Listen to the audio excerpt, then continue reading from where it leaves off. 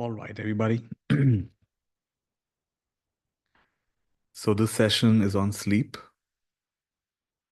And for the last 2 or 3 nights, I've been getting a strong guidance to talk about sleep and what to do if you cannot sleep, what to do if you have difficulty falling asleep, staying asleep, getting high quality sleep. And yeah, and some of you know me, and I get a lot of my guidance in my sleep. Actually, I get a lot of mm, yeah, somehow a lot of things settle down and the clarity emerges of what requires sharing or attention next. Yeah, so yeah, let's just get into it. Let's just get into this. So if at night you cannot sleep,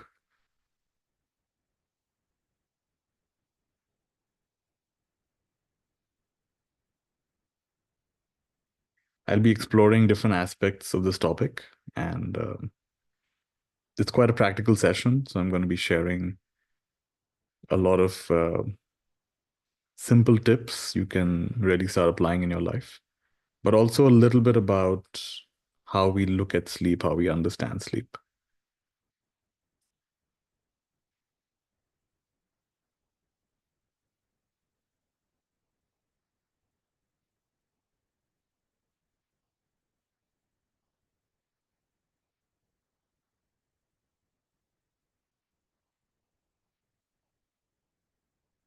If at night you cannot sleep, maybe you've woken up in the middle of the night, or your mind is racing, or you have a lot of worries or anxiety. Sometimes the basic worry, shucks, I'm not sleeping enough. I need, I need more sleep than this. I have a full day tomorrow. Then I invite you to, and some of these things take a little bit of practice, but we can all do this. I invite you to focus your attention on the tiredness that you feel. So get out of the head and into the body. Where do you feel the most tiredness? Where do you feel the most heaviness? Maybe it's in your head. Maybe it's in your chest. Maybe it's in your hands. Maybe it's in your back. And scan your body for tiredness and keep your attention there on the tiredness.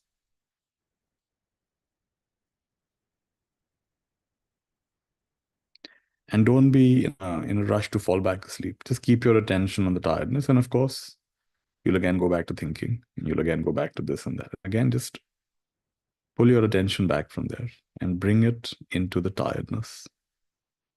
Keep your attention on the tiredness.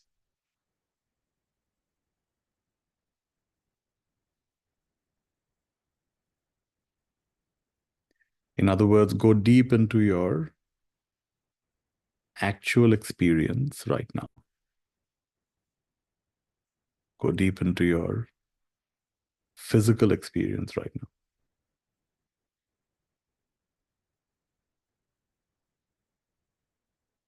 And there's something about that which will either put you to sleep, or it will, even if you don't sleep, you'll be in a semi-meditative kind of state, and you'll wake up in the morning feeling quite refreshed. So that's the first one I wanted to offer.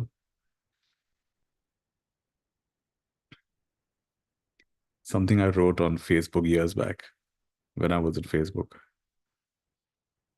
If at night you cannot sleep, count your blessings instead of sheep. Some people, they count sheep, they count blessings. And maybe more important, more accurate than count blessings is come into that consciousness of blessings. That's probably a more accurate way of saying it.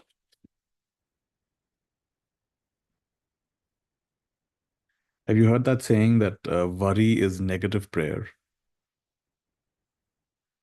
Worry is negative prayer. So instead of worrying about things, feeling anxious about things, like I said, one of the things people worry about is not getting enough sleep. It's going to have an impact on my day. It's going to have an impact on my health. It's going to have an impact on my mood. And you're worrying. And you shift from worrying into blessing. If at night you cannot sleep, count your blessings instead of sheep.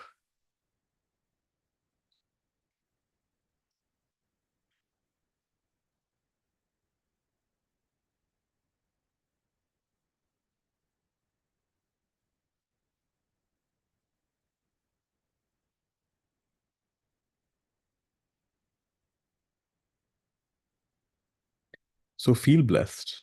If you want to think of a few things you're blessed about, that's fine. But then really quickly come into that feeling of the feeling of being blessed and being a channel of blessings. May I be a channel of blessings for someone today. May I be a channel of blessings for someone today. May I be a channel of blessings in the world.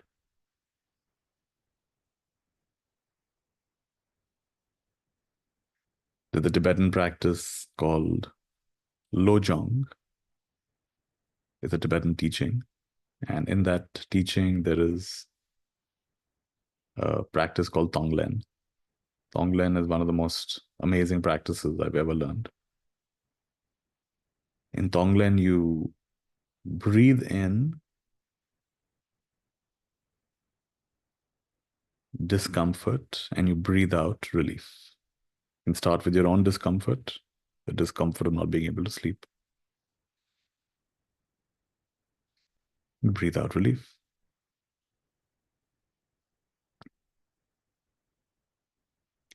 And then you can go deeper.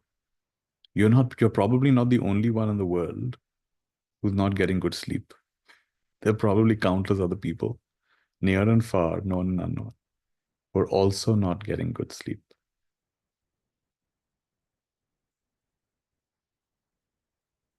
So now this is very fascinating. You give a meaning to your sleeplessness. And the meaning is this. In any case, I can't sleep. In any case, I'm not getting good sleep. In any case, I'm restless. So I will be restless, sleepless, on behalf of all other beings who are unable to get good sleep. So may they all have a good night's rest. May they all be well rested. I'll bear this pain on their behalf. What an amazing thought. Suddenly you've given, this was actually a meaningless experience, right? What the hell, I can't sleep. But now you've given it a meaning, a very powerful meaning. May all other beings who suffer from some version of insomnia, may they all be free of that insomnia. I'll be sleepless on their behalf. I breathe in their suffering and I breathe out relief. This is Tonglen. Amazing. What a practice. And I'm not sure you will sleep. You may or you may not, but that's not important. You will not suffer. Why will you not suffer? Because suffering comes from resistance. Your experience multiplied by resistance is suffering. And your experience multiplied by welcoming is happiness.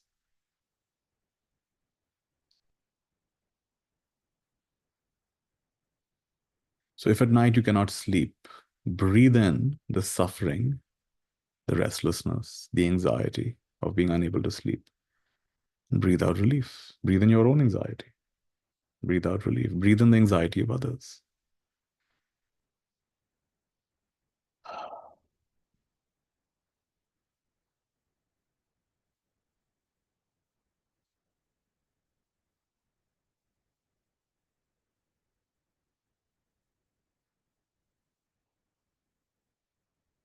profound practice, very deep.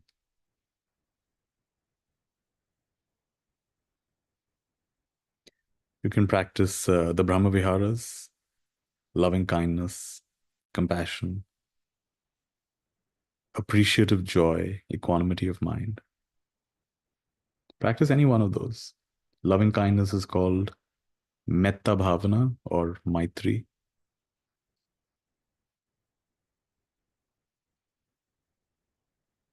So radiate thoughts of loving kindness. May I be happy. May my loved ones be happy. May all beings be happy. Known and unknown, near and far, human and non-human. May all beings be happy and well. Very powerful perception. मेरा मंगल हो, तेरा मंगल हो, सबका मंगल हो, सबका कल्याण. I don't know if you'll get sleep, but I know that the next day you'll not be all that tired. You'll be fine. A lot of energy comes. You know, one thing to realize is our body doesn't take as much energy as our brain does. It's really true. Your brain is the organ that takes more energy than any other organ in your body. And when you're full of thoughts, distracted thoughts, discursive thoughts, restless thoughts, have you noticed the days you have a lot of thinking, especially the kind of thinking that goes against yourself and others? You're very tired. And the days you're more in the flow, just in the flow of things, not overly thinking or distracted or whatever. You're quite energized. I notice the days I have I decide what's important and I actually do what's important. I have such huge amounts of energy. And there are days I decide what's important and then I do everything that's unimportant. Then my energy is very low. Because somewhere there's resistance. Somewhere in my mind, I'm split.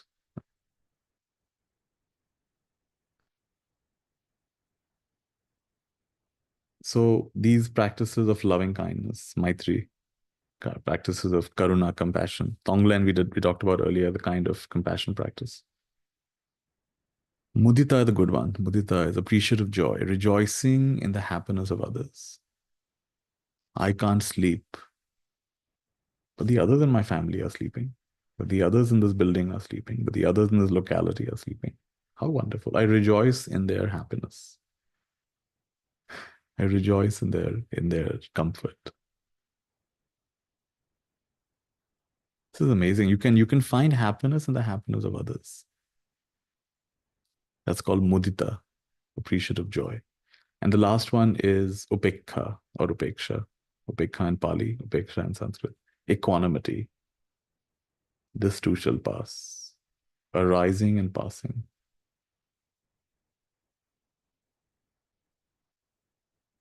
All states come and go, arise and pass away. So that's equanimity. If at night you cannot sleep, practice the Brahma Viharas. Maitri, Karuna, Mudita, Upeksha. The Buddha says one who practices Maitri, they fall asleep without great difficulty. If they have dreams, they'll have pleasant dreams. And they'll wake up without feeling grumpy. They'll wake up in a good mood. So Maitri is a good practice. Loving kindness is a good practice. With all these things I'm mentioning, you'll have to apply yourself a little bit, right? Because your mind will go back to worrying or thinking, or okay, then bring it back. Just gently lead it back, gently lead it back. Don't aim for perfection. Aim for connection. Connect with what's wholesome, what's beneficial.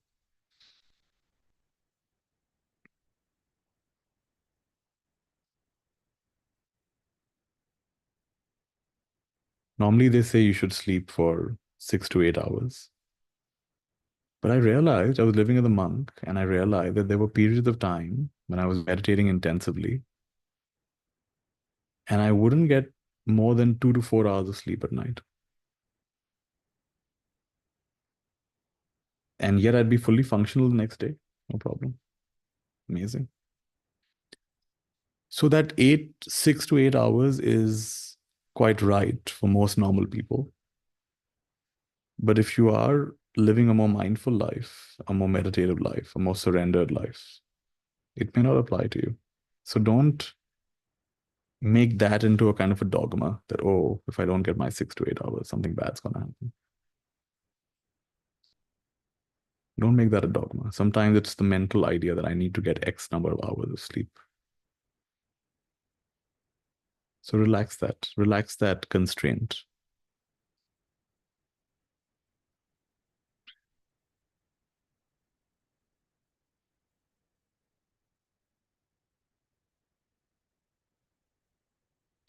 Sleep is unconscious meditation. Meditation is conscious sleep. So when I was intensively meditating 8 to 12 hours a day, I didn't need that much sleep because meditation is conscious sleep. Sleep is unconscious meditation.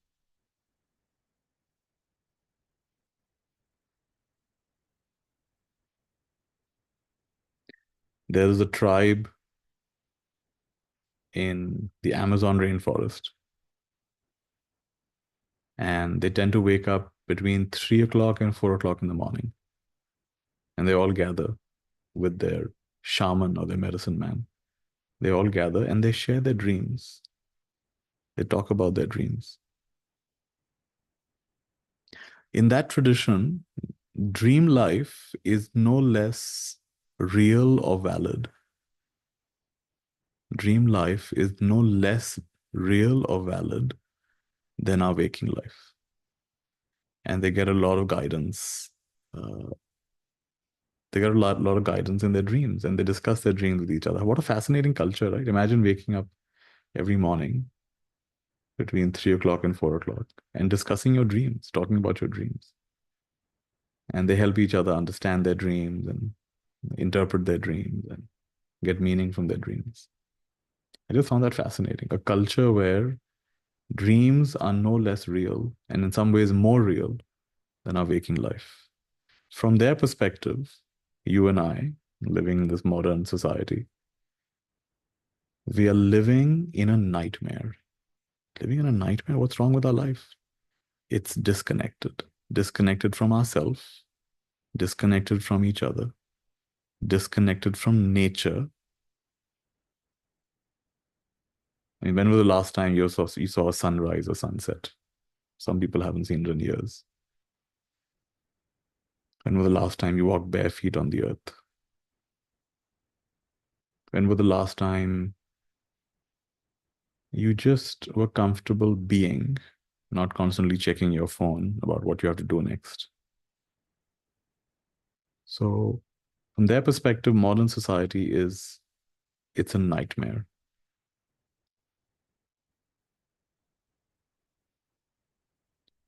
No wonder so many people can't sleep. It's a nightmare. Mm.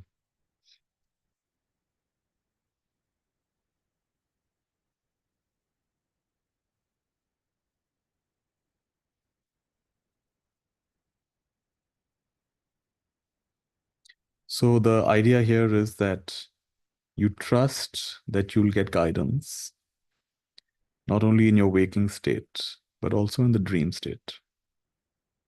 And here's the deeper teaching. When awake, consider your life, consider your experiences like a dream. When awake, like right now, chances are you're at least somewhat awake. Consider this. You say to yourself, what if this is a dream? Highly convincing dream, I must say. Highly convincing dream. Looks very real. But it really is like a dream, isn't it? What happened a moment ago, I can't be sure of. We all have different ideas of. It's a memory, it's faded away. It's fading away. It's like a dream fades away and is no longer real. Moment by moment, this reality fades away. And I can't be sure. So consider your waking state like it's a dream. A very powerful perception. And if you're, once you stabilize in that, you can go one level deeper. What if all of this is a dream? And the next level is, what if I'm not even the dreamer? Oh, I'm not even the dreamer? Yeah. So it's a dream without a dreamer. It's a dream dreaming itself. What if this is a dream dreaming itself?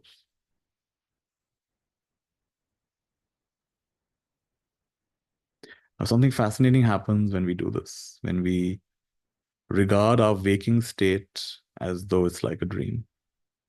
Then, when you sleep at night and you have dreams, it'll start becoming available. You are awake within the dream. It's called lucid dreaming. So, when awake, regarded as the dream, when dreaming, be awake. Be awake within the dream. And once in a while, every night, there are a few moments of deep, dreamless sleep. It's very nourishing, that deep, dreamless sleep. With meditation, with awareness, with mindfulness, we begin to be conscious in all these states: the state of waking, the state of dreaming, and even the state of deep, dreamless sleep. When done consciously, all of these correspond to meditative states. Amazing.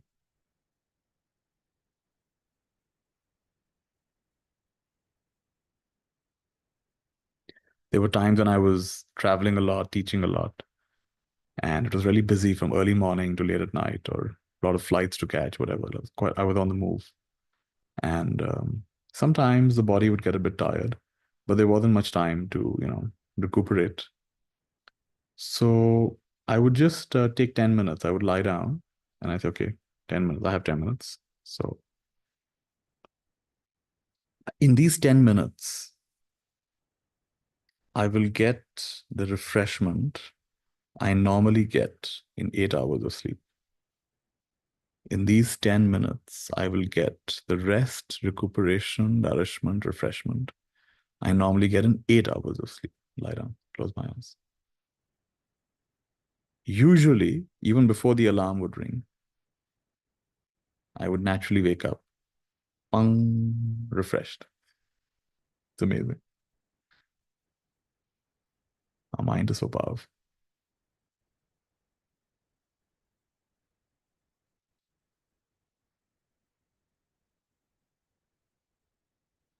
So regard your waking state like it's a dream. In your dreams, be mindful. Even you may even come to the point of knowing it's a dream while you're dreaming. It's called lucid dreaming. And the state of deep dreamless sleep. When you're aware in that state, that's like a samadhi experience.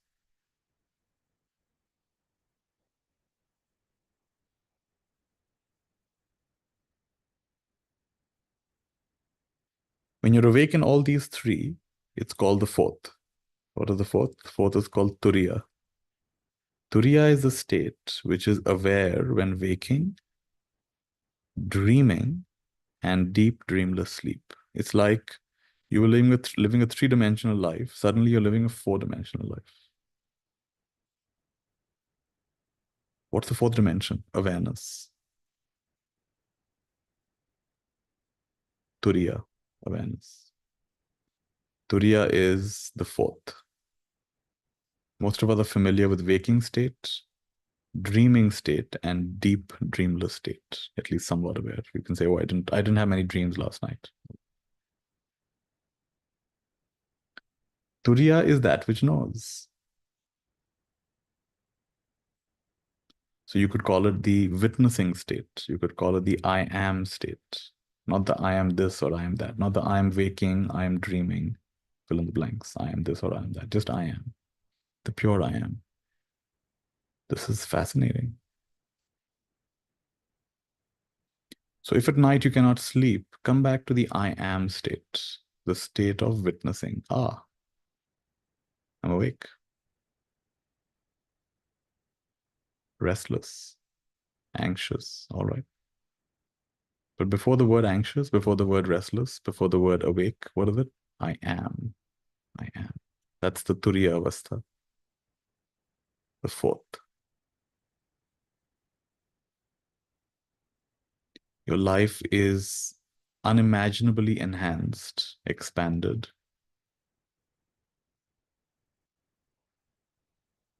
as you rest in the Turiya Avastha, the fourth. Awareness, witnessing.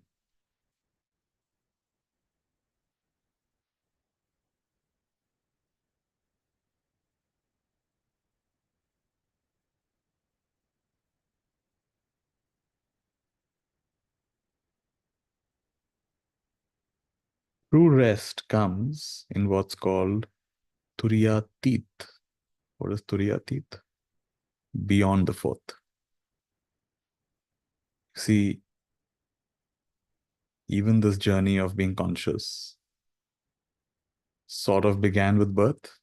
With birth, you had these five senses. If you add the mind, six senses. And you're experiencing outer reality, inner reality, outer reality, inner reality. All of this began with birth and looks like it'll end with death. In between, you don't have much of a choice. Here you are. But here's the powerful question. What was your face like? Really listen to this question. What was your face like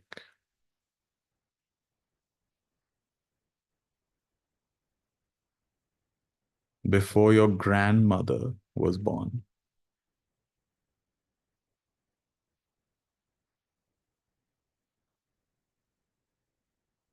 Now, this is pointing to something beyond Turiya, beyond the fourth. This is pointing to something, there's nothing to grasp here. You can't really conceptualize this, imagine this. Because what are you going to imagine? Before my grandmother was born, what did I look like? That's where do you direct your attention? What are you going to get? You're not going to get anything.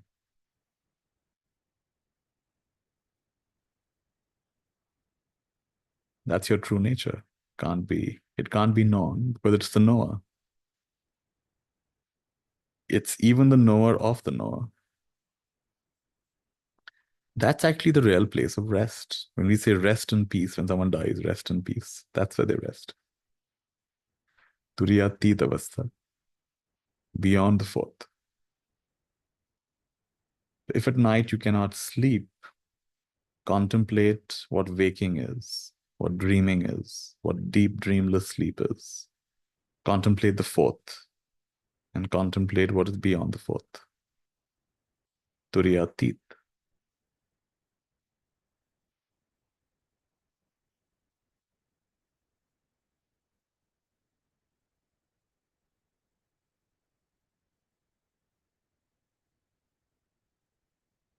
The only time wasted, says Rumi, is when we are not loving. Love will give you more rest, recuperation than sleep will. So then enter a state of love. Loving even your inability to sleep.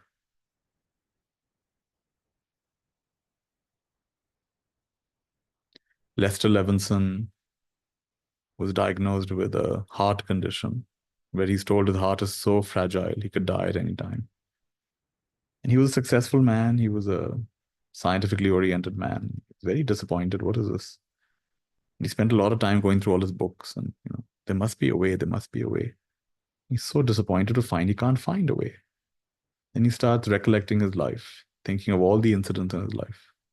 And he makes a discovery which I think is a fantastic discovery. So even to hear this is, you're so lucky to even hear this. What's the discovery? The happiest moments in his life were not when other people were loving him. The happiest moments in his life was when he was in a state of love. The happiest moments in his life were not when other people were loving, appreciating, accepting, acknowledging, praising him. The happiest moments in his life when he was in a state of love, appreciation, welcoming, accepting, connecting. Oh, what a great discovery. I think it's a phenomenal discovery. So once he realized this, then he said, okay, let's double down on this. Let's go through every moment of our life which we felt was an unloving moment. Someone didn't behave the way we expected them to. Life didn't behave the way we expected it to. God didn't behave the way we expected him to, her to, it to. All right. And let's go there. And instead of waiting for other people to line up, show up, behave themselves, I'm going to change my perspective. I'm going to love the living daylights out of this experience, this memory. He began doing this. He began loving the living daylights out of these experiences.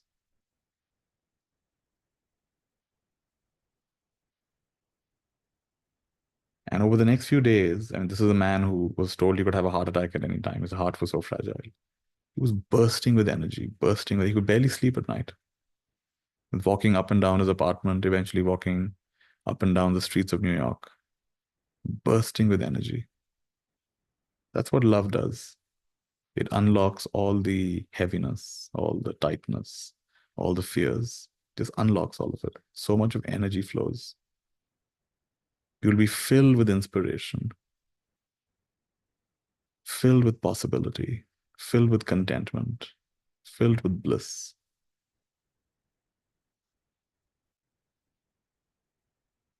Yeah, and he touched what he called the imperturbable.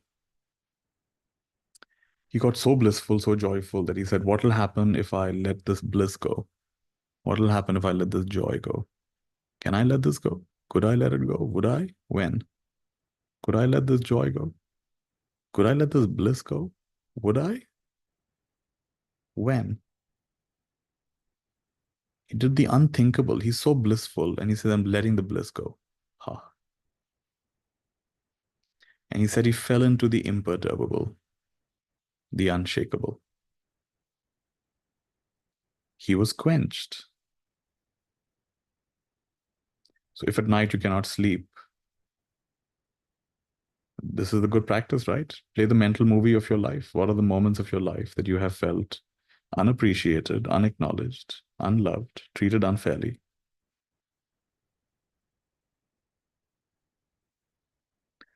And now change your perception. Supercharge that moment with love. I'm sorry. Please forgive me. I love you and I thank you. I'm sorry for misunderstanding. Please forgive me. There's a lovely definition of forgiveness. Byron Katie says this. Forgiveness is realizing what you thought happened didn't. What a great definition. Forgiveness is realizing what you thought happened didn't. That was just your thought.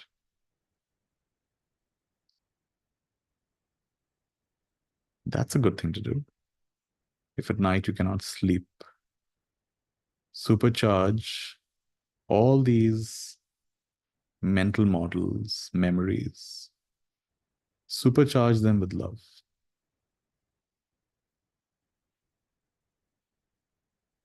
The only time wasted is when we are not in a state of love. Have you heard that? I think Hafiz says this or Rumi says this. The subject tonight is love. The subject tonight is love, and for tomorrow night as well. In fact, I can think of no better topic to discuss until the day we all die.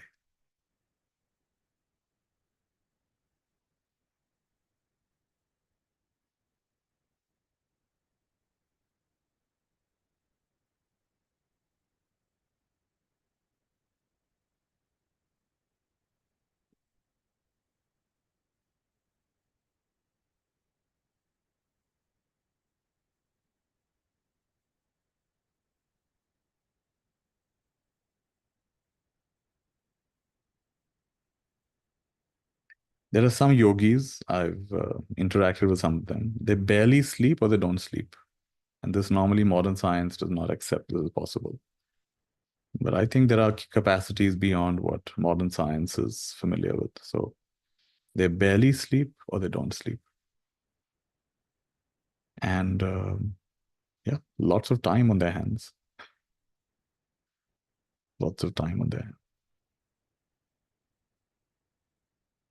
So meditate, you read, write, whatever. You've got all the time in the world now. Opened up and you unlocked a good 6 to 8 hours more of your day.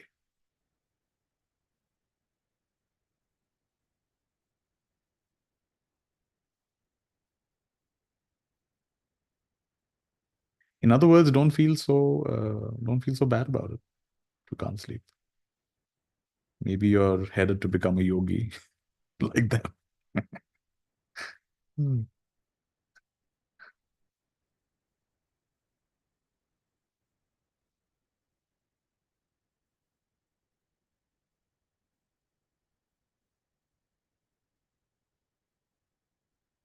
Bring your attention to the palms of your hand, the soles of your feet.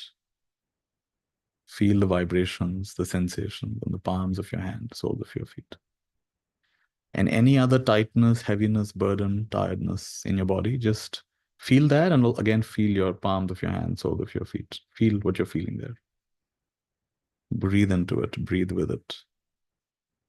Shift from thinking to feeling and from feeling to being. This is how you access deeper states of mind. So if at night you cannot sleep, gently shift from thinking to feeling. Notice the sensational, what's happening, palms of your hand, soles of your feet. And very gently say to yourself, relax and flow. Where do you want to go? All this tiredness, all this anxiety, all this restlessness, relax and flow. Where do you want to go? Relax and flow. Where do you want to go? And it'll go, it'll move. And either you'll fall asleep or you'll be well rested, even if you don't sleep. When I used to do these intensive meditation courses, 10 days, 20 days, whatever, then I would barely get any sleep, but just lie there feeling what I'm feeling, and I'd be fine the next day. Half of the problem is our anxiety that we're not able to sleep. Half the problem, maybe more than half of the problem. You'll sleep as much as you sleep.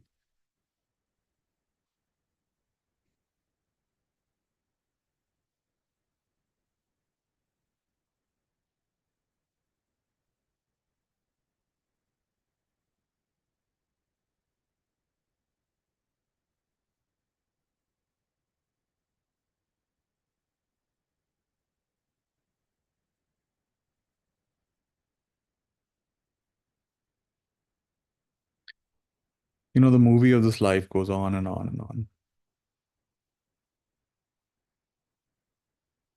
We normally tend to identify with ourselves as a person in this movie, right? I am a human being, I'm a person.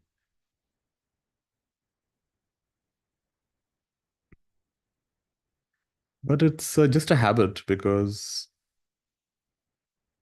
I mean, this body is full of cells. Those cells have their own consciousness, their own intelligence, isn't it? You're not consciously controlling those cells. Below that, there's atoms. Atoms have their own laws and their own principles. And carbon atom behaves like a carbon atom. Hydrogen atom behaves like a hydrogen atom. Oxygen atom behaves like an oxygen atom. Below that, there's subatomic particles. They're all doing their own thing. This body is very much dependent on the ecosystem. You're dependent on solar heat. You're dependent on water. You're dependent on some kind of food nourishment. You're dependent on your environment being relatively stable and comfortable for you to survive. You're not just independent. So in some sense, you're connected to the sky, connected to the sun, connected to the water, connected to the trees.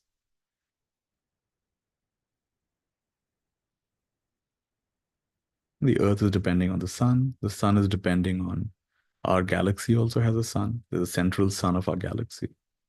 Our sun is probably revolving around that central sun of the galaxy. Galaxies probably, intertwined with other galaxies. So we are not who we think we are. We may imagine that I'm a human being having a human experience, but it's just a persistent thought. You are the operation of the totality. You are the manifestation of the totality. You are the intent of the totality. You are the expression of the totality. You are the dance of the totality. Totality, what is totality? If you say everything, if you say everything, in a way, you're not saying anything at all, right? But what is everything that includes every single thing? So it's not wrong to say you are an expression of nothing because it's no thing. Because everything is like there's so many things now. So what are you? It's not a thing anymore. It's no any one thing. So you're an expression of nothing. You're a dance of nothing. You're the activity of nothing. So to experience life as the activity of everything, the activity of nothing, it's a movie. But I'm not the actor in the movie. It's more accurate to say I am the screen on which this universe is projected. I am the screen on which this life is projected. And all kinds of things happen in this life, wanted, unwanted, pleasant, unpleasant. But the screen is not touched by that. Yeah, me as a person is massively touched by that. I'm massively, uh, you know, happy or unhappy. I might be disappointed, glad or sad or mad, but not my reality. I mean, so many people on the call today. You've all had so many life experiences, right? All kinds of life experiences, so many ups and downs. I mean, I guarantee if you sat and started telling your sad story, we'll all start crying. I know it. You can easily paint the picture that you've had the most difficult life in the world. And you could also paint the picture that you're the most fortunate being in the world. So which one is it? It's neither. It's not this, it's not that. These are stories that we tell. But I am the screen on which this universe is projected. I am is the screen because ultimately all of this converges onto the I am. I am seeing, I am feeling, I am tasting, I am touching, I am thinking, I am feeling, I am imagining, I am assuming, I am content, I am discontent, I am supported, I am not. I am. So there's this movie of life. It's playing on a screen. I am the screen on which the movie of life is projected.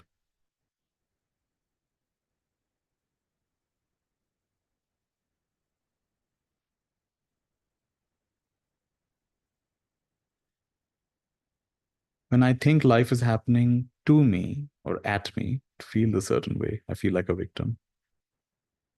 When I feel that life is happening by me, that feels a certain way. I'm doing it. I'm the doer. When I feel that life is happening through me, that's an interesting one. Oh, it's like I'm a channel. I'm an instrument. And I think that life is happening as me. Oh, it's all just this. Then I start coming to a place of life is just happening. In other words, there's no me. Or you could say it's all me. It's just happening. Life is happening to itself. Life is happening by itself, to itself, for itself. This is a dream without a dreamer. This is a dream that's dreaming itself. When the dream is dreaming itself, then where is the friction? Where is the friction? What's the problem now?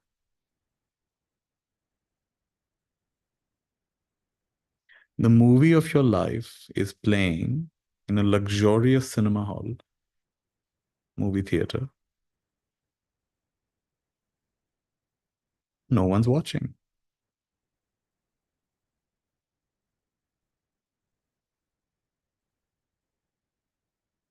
Now, what's the problem? No one's watching. Even you're not watching. You realize what you called you is just another element of the movie itself. It's not actually a you. It's an imposter.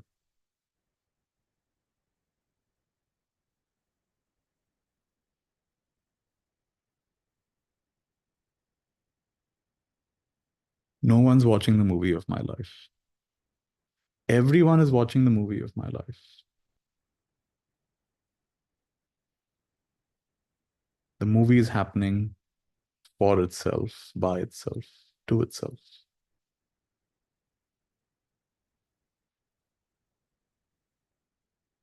If at night you cannot sleep, reflect on such things.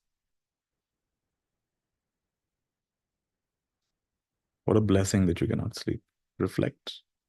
Awaken to the deeper mystery of this existence.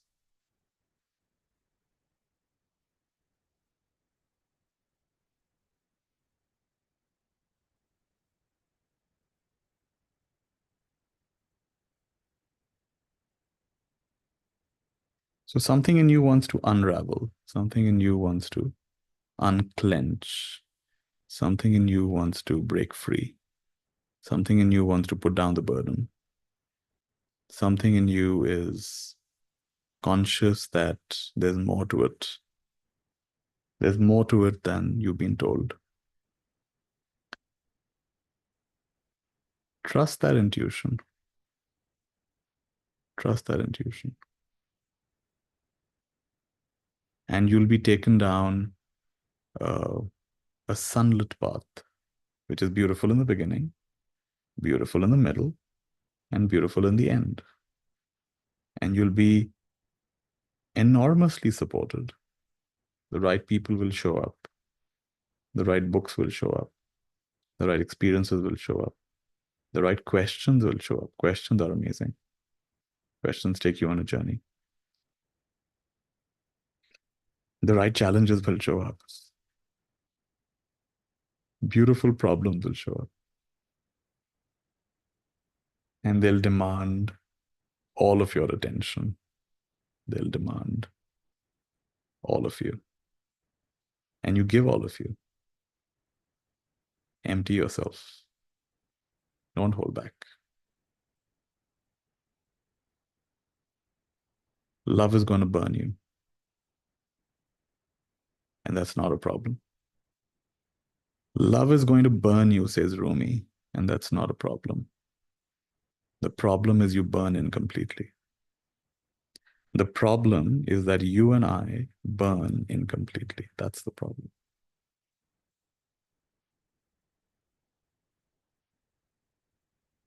So I've offered you several perspectives. I know some of you just joined right now, but we've been sharing different perspectives on if at night you cannot sleep. And I've shared a bunch of practical things, practical ways to shift our attention, which will either lead to falling asleep or getting the rest you need, even if you don't fall asleep. And most of all, letting go of the anxiety around being unable to sleep.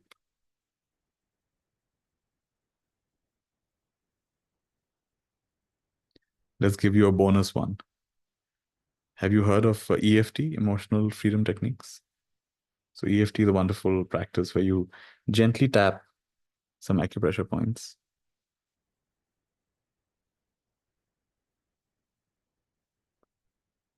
This is like side of them.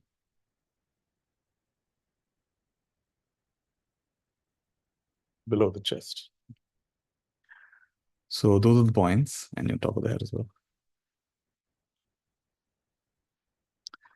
And if at night you cannot sleep, you could physically tap, but it's also okay to, maybe you can do one round of physical tapping. And then after that, you do mental tapping, right? So you mentally imagine you're tapping over here. You're mentally saying, I just can't sleep. I just can't sleep. I just can't sleep.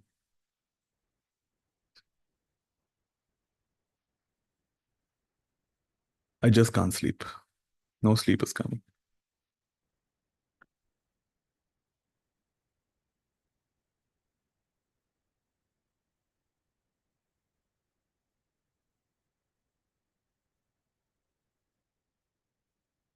So maybe do it once physically, but then after that, do it mentally. Even if you don't do it physically, it's fine. Just do it mentally. Tap those points. Imagine you're tapping those points. And maybe about 7 to 10 times each point. Just go through that sequence.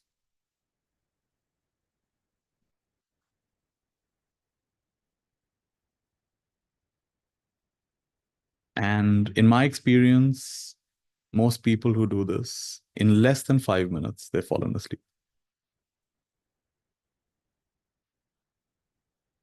It works almost all the time. I had one lady who suffered from insomnia for many, many years. She said, this practice of yours just saved my life. And it puts me to sleep every time. So yeah, that's a nice little bonus practice for all of you. So those of you who just joined and you find this topic interesting, feel free to revisit this session, the entire recording. If at night you cannot sleep, count your blessings instead of sheep.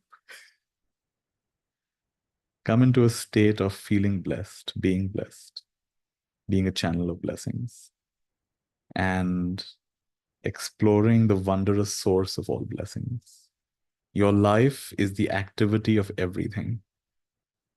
This life is the activity of nothing.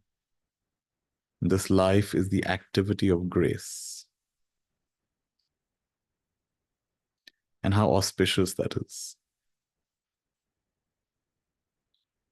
There's a nice saying that until 9 o'clock at night, pretty much everyone's awake. Then between 9 o'clock at night to 12 o'clock in the morning, the party goers are awake. The enjoyment kind of folks, the party goers, the late night folks. Bhogis, they're called bhogis. Those who enjoy sensual pleasure, they're awake. Between 12 o'clock and 3 a.m., those with wrong intention, those with wrong intentions are awake. Chores, all the chores are awake. And between 3 o'clock and 6 o'clock, the yogis are awake. The yogis is a fun thing, right?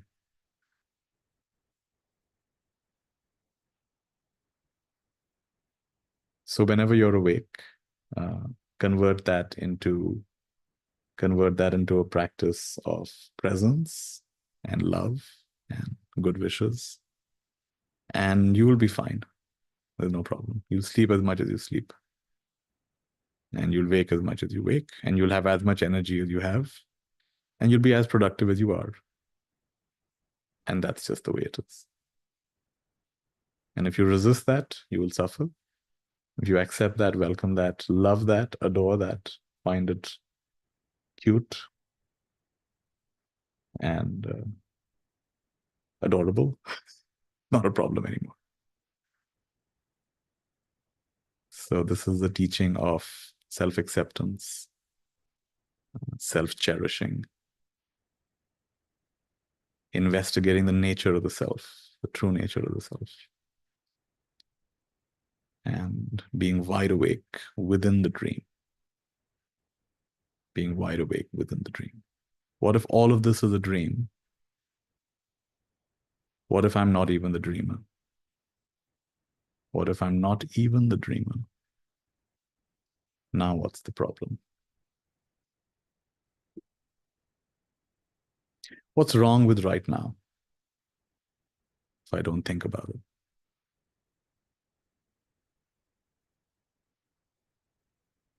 All right.